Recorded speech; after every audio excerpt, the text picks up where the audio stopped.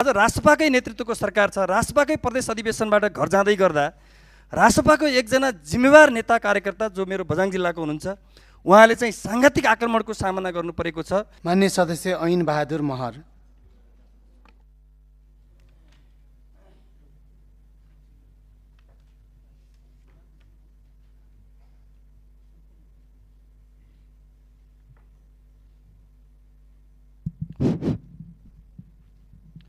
सम्माननीय सभामुख महोदय, आज पनि म दुःखद खबरका साथ यस सदनमा उपस्थित भएको छु। ऋणमा लिएको ठुलो रकम बुझाएर अध्ययन र रोजगारको सिलसिलामा 1 वर्ष अगाडि जापान गएका बझाङ जिल्ला केदारसिंह गाउँपालिका वडा नम्बर 6 का दीपक धामी जापानको ओसाकामा असामयिक दुःखद निधन भएको छ।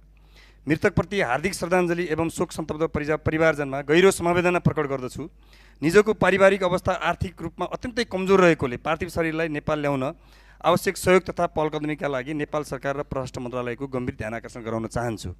त्यसैगरी राष्ट्रिय स्वतन्त्र पार्टी सुदूरपश्चिम प्रदेशको अधिवेशनबाट घर फर्किने क्रममा हिजो राति असार 1 गते 7-8 जनाको समूहले धनगढीमा गत फागुन 21 को पत्नी सभा सदस्यको निर्वाचनमा रासपाबाट बझाङ जिल्लामा उम्मेदवार बनी लोकप्रिय मत प्राप्त गरेका शैलेश सिंह माथि योजनाबद्ध रूपमा साङ्घातिक आक्रमण गरेका छन्। आक्रमणकारीहरूले सभामुख महोदय उहाँसँग भएको बहुमूल्य सामानहरू, ल्यापटप, घडी, मोबाइल जस्ता सिक्री जस्ता सामानहरू पनि लुटेका छन्, आक्रमण मात्रै गरेका छैनन्। अब के भनौँ सभामुख महोदय, म उहाँलाई शीघ्र स्वास्थ्य लाभको कामना गर्दै शैलेश सिंहलाई म सरकारको गम्भीर ध्यान आकर्षण गराउन चाहन्छु। आज रासपाकै नेतृत्वको सरकार छ, रासपाकै प्रदेश अधिवेशनबाट घर जाँदै गर्दा रासपाको एकजना जिम्मेवार नेता कार्यकर्ता जो मेरो बझाङ जिल्लाको हुनुहुन्छ, उहाँले चाहिँ साङ्घातिक आक्रमणको सामना गर्नु परेको छ।